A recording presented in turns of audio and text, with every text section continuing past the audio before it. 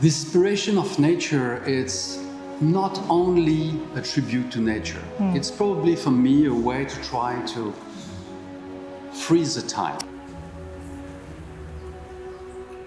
And you know, the palliative care department is a place where you're going to live the very last days or weeks.